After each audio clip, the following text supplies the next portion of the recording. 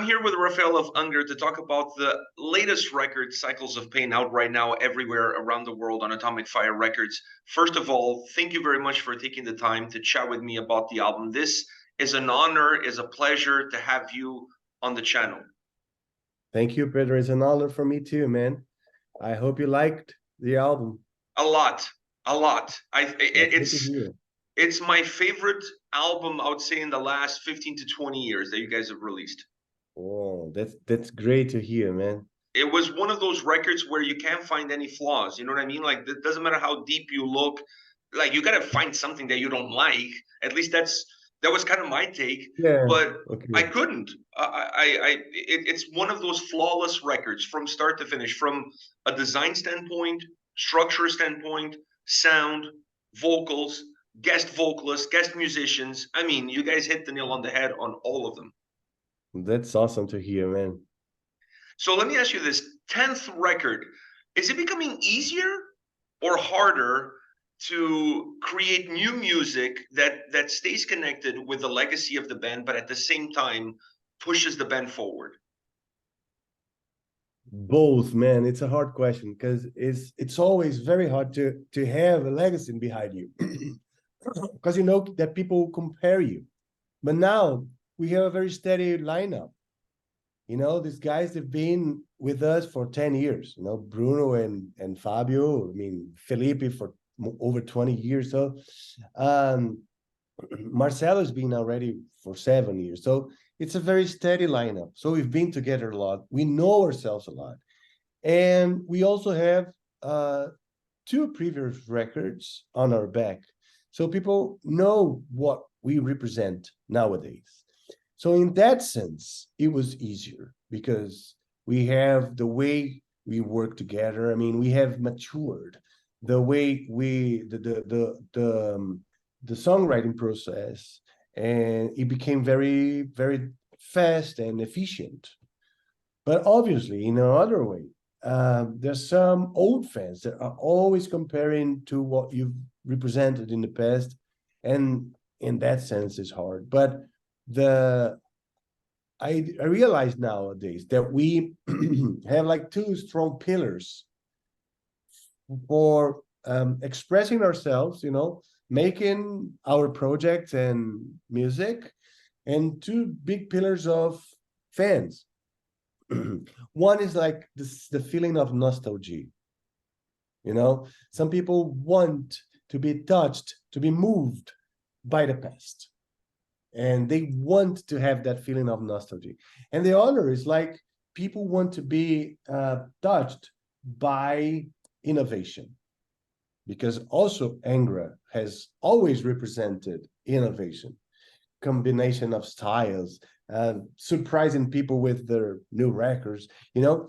So we kind of have to find a balance on this, you know, 2 strong pillars, as I said, trying to, you know, like show that many of our original ideas are there in our album, but also we're still combining new stuff. We're still exploring and experimenting other styles of music and other ways of making music. You know, it's a huge laboratory. Angra, I mean, when we're on the songwriting process, the making music process is a huge laboratory of experimentation. So in that sense, it's still fun and easy in a way, because you don't think too much, you just do it. You guys created a record that has a lot of texture. For the person who really wants to dive into the record, you can see how complex it is. You can see how many different moving pieces it has. But on the other hand, when I'm listening to it, it feels so simple. It's so smooth. It goes down super smooth to the soul for the listener. How are you able to find that balance of creating things that are very intricate and complex on the back end, but still gives the listener the ability to feel like it's super simplified? Well, that is because you need to dig into a material that is natural for you, you know. All of that is not that we're seeking for complexity. We're trying to express ourselves and a very inner whole of what we see in music, of what we feel, you know. And it's very natural. It's natural for Bruno to create those rhythms. It's natural for Felipe to create those bass lines and riffs. You know, you have to. I think when you write music, the core of your songs should be on your comfort zone. You know, that's the core.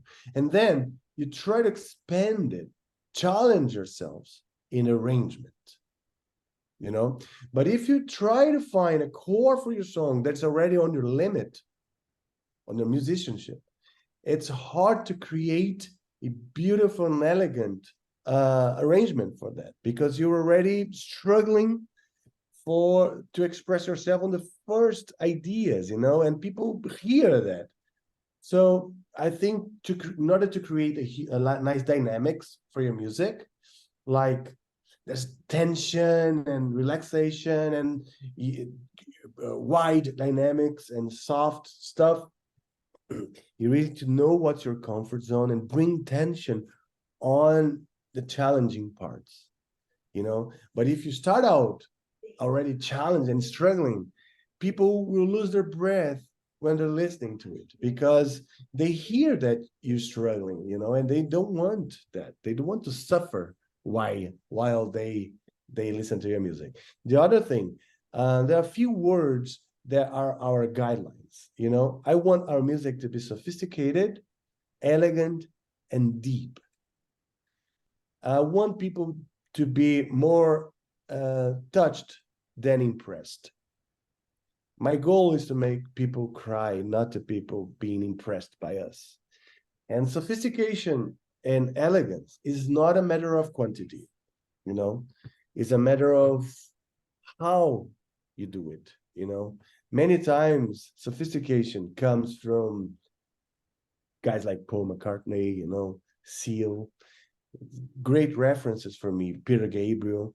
They're very sophisticated and elegant, and very sophisticated on the way they build music, and not on the quantity of notes, on how accurate their players are, you know. So for my side, I always try to find, you know, elegance and depth on our music. I found all of those parameters in the song Vida Seca. One, You know, my favorite song on the record. I mean, outstanding. How did that song come to life? And then the partnership with Lanini. How did that all come about? all right. Again, it's a natural thing for us, you know, expressing ourselves through Brazilian music is a natural thing. It's not something that I have many times, and it's easier for me to bring out a Brazilian riff than in an acoustic guitar than a thrash metal riff, you know. It's much more comfortable for me, that environment, first of all. Felipe's brought the original ideas, you know, he had some riffs for that, some melodies for that, and I added that melody, the melody for the beginning. I added for melody for the verse and for the chorus. Trying to make it more epic in the chorus, you know, with those chords and melody. And then we thought we need a Brazilian artist as a guest for this song, because it sounds, you know, so original and so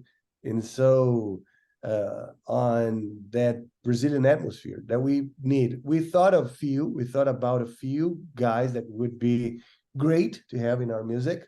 And then Lenini came up to was one of them.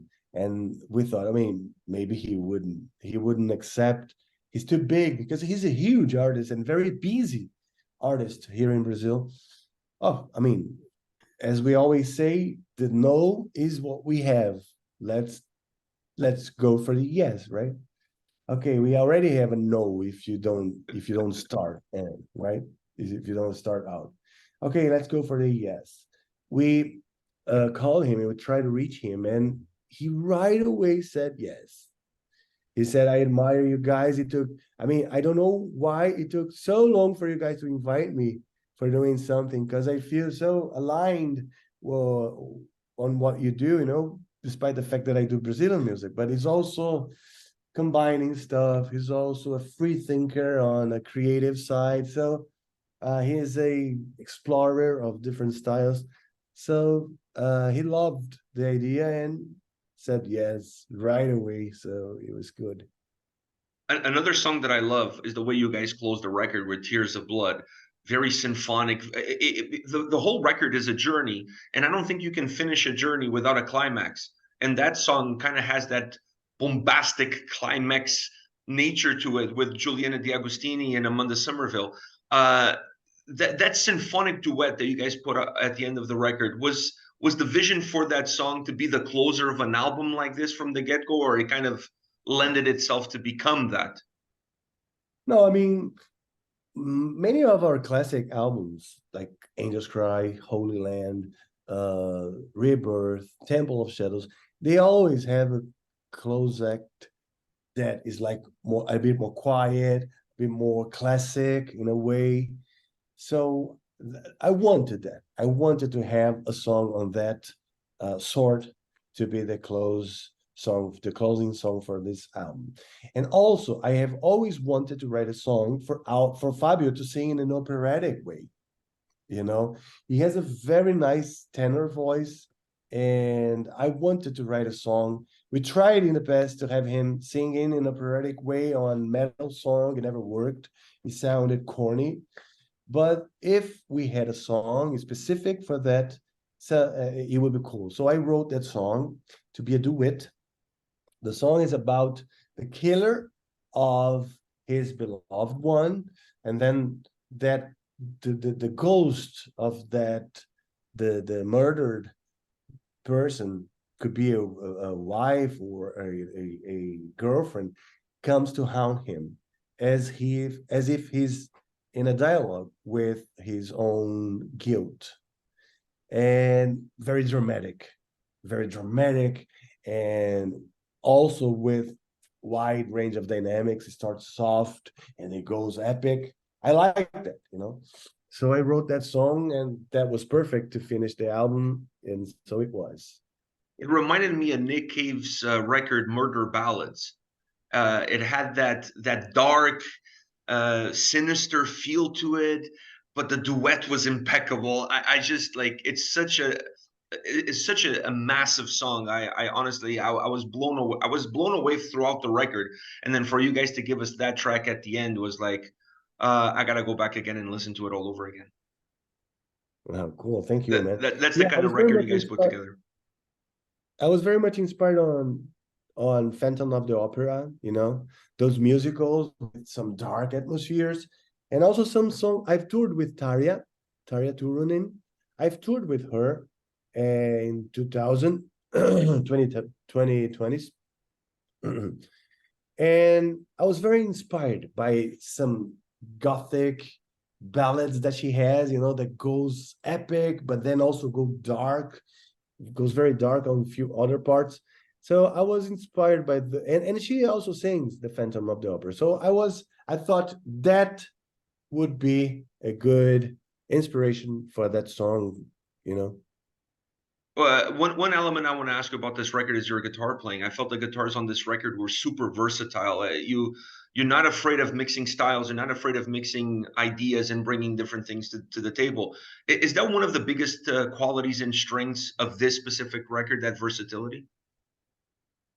Well, yeah, I think versatility is one of our qualities ever. I mean, that's been through, but we try to improve it.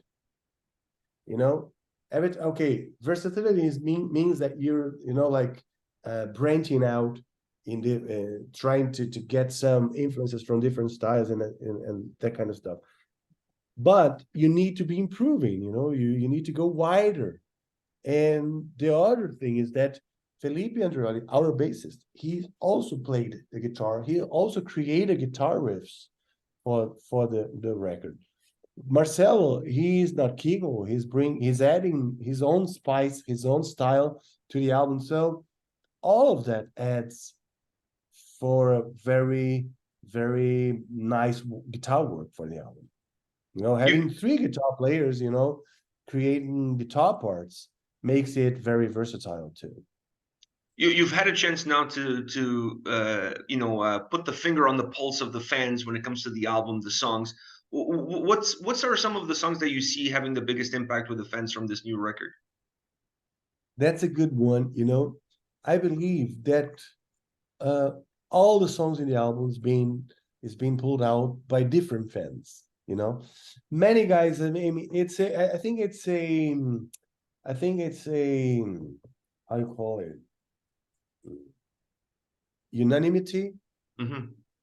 that It's Vida. like unanimous. Everybody likes everything. Yeah, it's unanimous that Vida Seca sticks out very much. But many people is being pointed out, like Faithless Sanctuary. Many people is being pointed out, obviously, right into the storm. Some people love Gods of the World. So every now and then, like Tears of Blood, every now and then, some people say picks up a different one as their favorite, because I think we also have a very wide and different kind of fans. Some fans like the way we mix Brazilian music. Some fans like the way we make traditional power metal. Some fans like the way we go very prog, like on writing, like on Tides of Changes, for instance. So I mean, I've been noticing a lot of that. It's not unanimous all the time, but curiously, they like the whole album, which is very good. So next year, you guys are going to be at Prog Power. Yeah. Really exciting to see you guys play that festival. I was there this year with my friend Milton. He invited us to be there. You guys are going to be there next year. What can fans expect from you guys at Prog Power?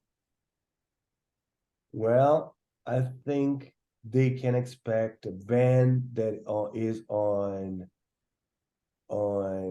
perfect fit, very motivated, on a very good moment of our self-esteem, individually and as a group. We're very happy to present our new music, our new songs to the people. And also we feel very strong, nowadays.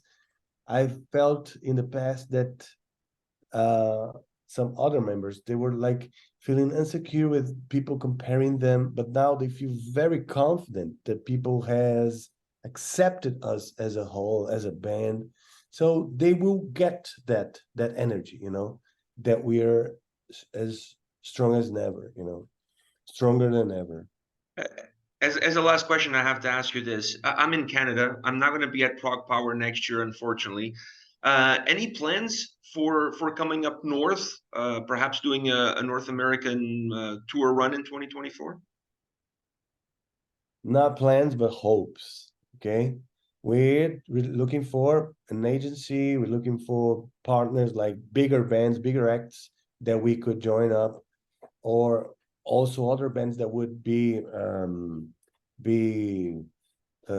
likely to have a co-headlining tour. So we're looking for options and opportunities. But I hope a lot that we go on tour in North America. I'm keeping my fingers crossed because if I don't see you guys on tour for this album, I think I have to travel somewhere to see it because I'm dying to see these songs live. This album touched my soul. It was just one of those records that, man, is just you have to almost take a step back to just allow it to sink in. I think you guys outdone yourselves with this album. Flawless record. That's awesome to hear, man. Thank you very much for these words. And I hope you won't need to travel too far. I hope you're in So do Toronto, I. right? So do I. You're, Sorry? you're in Toronto. I'm in Toronto. Yeah. Yeah, I hope that we can travel North America on a nice tour, and also Canada. And I hope that you won't need to travel too far to see us. We can always. I don't know if you drink, but if you do, we can always have some caipirinhas. Yes, I do, as a matter of fact, and I hope to have some caipirinha. That'll be my word. If we tour in Toronto, if we go to Canada, we'll sit down definitely for a caipirinha, man. All right, we have a date. Rafael, thank you very much for your time, man. I really appreciate it. This was an absolute honor and pleasure. Thank you for gracing us with this album. We owe you for a record like this. Thank you very much for your time. I really appreciate it. Thank you, man. And it's mission accomplished that you have we have touched you with the album.